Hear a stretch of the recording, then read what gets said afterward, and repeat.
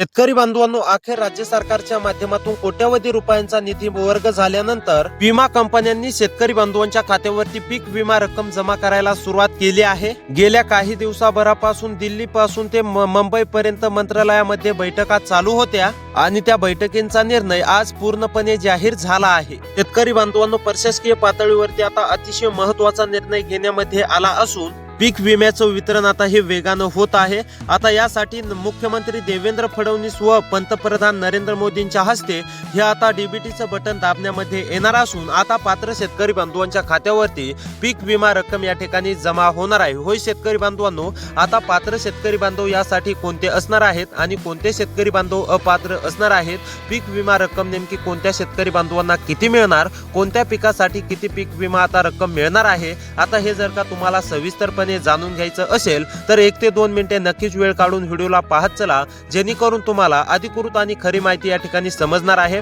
तुम्ही अनेक बातम्या अशा देखील पाहिल्या असतील की तुम्हाला त्यामध्ये असं सांगण्यामध्ये येत होतं की आज तुमच्या खात्यावरती पीक विमा रक्कम जमा होणार, उद्या तुमच्या खात्यावरती पीक विमा रक्कम जमा होणार, परंतु शेतकरी बांधवांनो अद्याप देखील तुमच्या खात्यावरती रक्कम काय जमा होत नव्हती।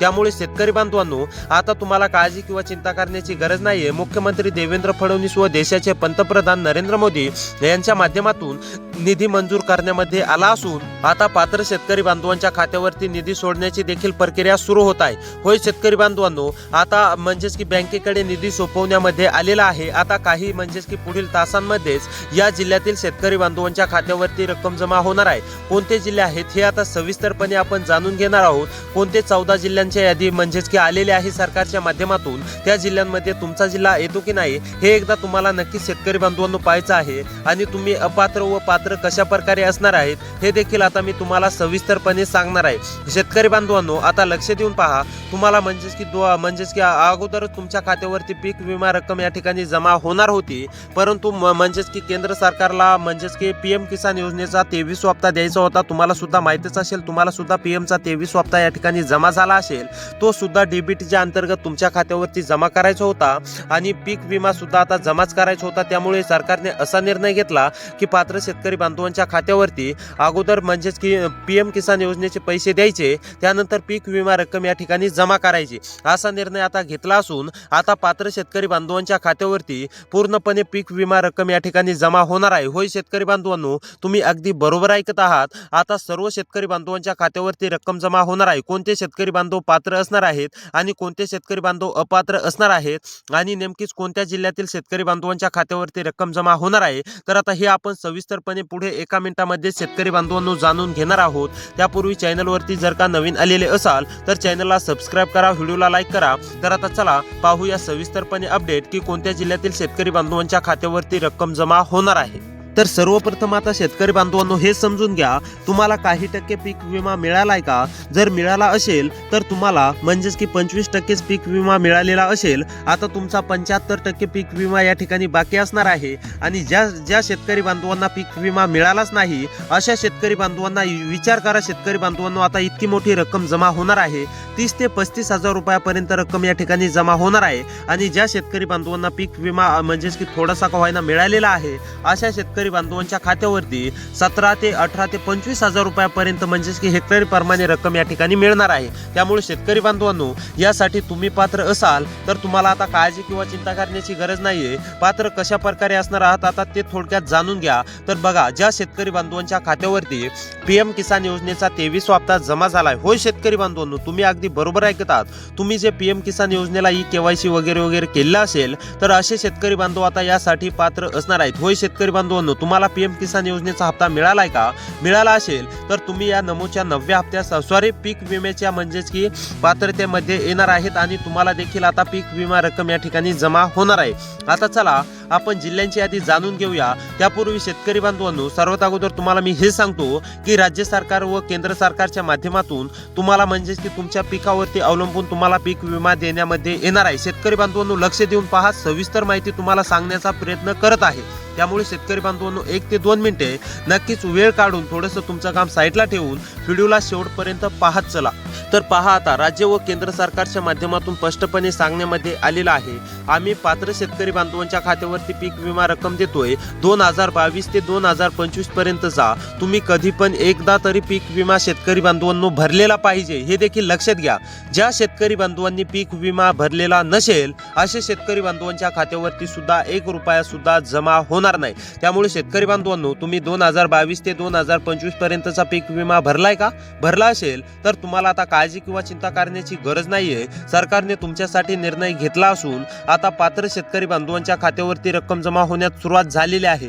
काही शेतकरी बांधवांनी 1 रुपया पीक विमा भरलेला असेल, काही शेतकरी बांधवांनी अनेक म्हणजेच की 2021 ते 2025 पर्यंत पीक विमा भरलेल्या लाभार्थ्यांसाठी ही सर्वात मोठी म्हणजेच की आनंदाची गुड न्यूजच असणार आहे। आता शेतकरी बांधवांनो, तुम्ही जर का पीक विमा भरलेला असेल तर आता तुम्हाला सुद्धा रक्कम मिळणार आहे। परंतु पहिल्या टप्प्यामध्ये कोणते 14 जिल्हे आहेत ते थोडक्यात समजून घेऊया। तर चला आता जिल्ह्यांची यादी पाहूया। त्यापूर्वी शेतकरी बांधवांनो, तुम्ही जर का व्हिडिओला लाईक नसेल केलं तर व्हिडिओला लाईक करा, चॅनलला सबस्क्राईब नसेल केलं तर सबस्क्राईब करा। तर आता चला सविस्तरपणे जिल्ह्यांची यादी जाणून घेऊया। तर पहा, आता नंबर 1 वरती जिल्हा आहे यवतमाळ। यवतमाळ मधील जर शेतकरी असाल तर तुम्हाला काळजी किंवा चिंता करण्याची गरज नाही। 2022 ते 2025 पर्यंतचा पूर्ण पीक विमा आता तुमच्या देखील खात्यावरती जमा होणार आहे। होय, यवतमाळ मधील जर शेतकरी असाल तर आता तुम्हाला काळजी किंवा चिंता करण्याची गरज नाही। डायरेक्ट बेनिफिट ट्रान्सफरच्या माध्यमातून म्हणजेच की डीबीटीच्या अंतर्गत यवतमाळ मधील सर्व पात्र शेतकरी बांधवांच्या खात्यावरती रक्कम जमा होणार आहे। त्यानंतर वाशिम मधील जर शेतकरी असाल, वाशिम मध्ये राहून शेती करत असाल,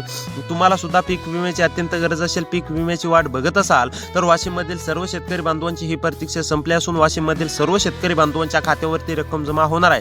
त्यानंतर वर्धा मधील सुद्धा सर्व पात्र शेतकरी बांधवांच्या खात्यावरती रक्कम जमा होणार आहे। त्यानंतर ठाणे मधील जर शेतकरी असाल, ठाणेमध्ये राहून शेती करत असाल तर तुम्हाला सुद्धा काळजी किंवा चिंता करण्याची गरज नाही, तुमच्या सुद्धा खात्यावरती रक्कम जमा होणार आहे। त्यानंतर सिंधुदुर्ग, सांगली, सोलापूर शेतकरी बांधवांनो, लक्ष देऊन जिल्ह्यांची यादी पाहत चला, जेणेकरून तुम्हाला अधिकृत आणि खरी माहिती समजणार आहे। त्याचबरोबर तुमच्या जिल्ह्याचं नाव येतं की नाही हे एकदा नक्की चेक करा। बघा, सिंधुदुर्ग, सांगली आणि सिंधुदुर्ग, सोलापूर आणि सांगली या जिल्ह्यांपैकी जर का तुमचा जिल्हा आलेला असेल तर तुमच्या सुद्धा म्हणजेच की खात्यावरती रक्कम जमा होणार आहे। त्यानंतर सातारा, रायगड या जिल्ह्यामधील सुद्धा पात्र शेतकरी बांधवांच्या खात्यावरती रक्कम जमा होणार आहे। त्यानंतर पालघर, परभणी, रत्नागिरी या जिल्ह्यांमधील जर का तुमचा जिल्हा आलेला असेल तर तरी सुद्धा तुम्ही या योजनेसाठी पात्र असणार आहे, तुमच्या सुद्धा खात्यावरती रक्कम जमा होणार आहे। त्यानंतर पुणे, उस्मानाबाद या जिल्ह्यामधील सुद्धा पात्र शेतकरी बांधवांच्या खात्यावरती रक्कम जमा होणार आहे। त्यानंतर शेतकरी बांधवांनो, नंदुरबार मधील जर शेतकरी असाल, नंदुरबार मध्ये राहून शेती करत असाल तर तुम्हाला सुद्धा काळजी किंवा चिंता करण्याची गरज नाहीये, तुमच्या सुद्धा खात्यावरती रक्कम जमा होणार आहे।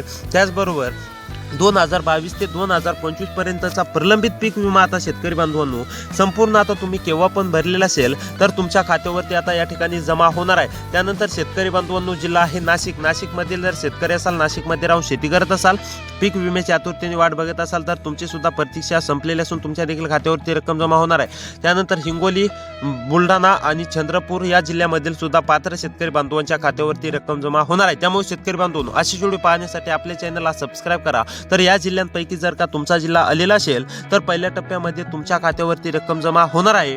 आणि त्यानंतर उर्वरित जिल्ह्यामधील जर तुम्ही शेतकरी असाल तर तुम्हाला काळजी किंवा चिंता करण्याची गरज नाही, तुमच्या सुद्धा जिल्ह्याचं नाव येईल आणि तुम्हाला सुद्धा पुढच्याच टप्प्यामध्ये म्हणजेच की उद्या किंवा परवा असं 2 ते 3 दिवसानंतर रक्कम जमा होणार आहे। त्यामुळे अशी व्हिडिओ पाहण्यासाठी सबस्क्राईब करा। भेटूया पुढच्या व्हिडिओमध्ये।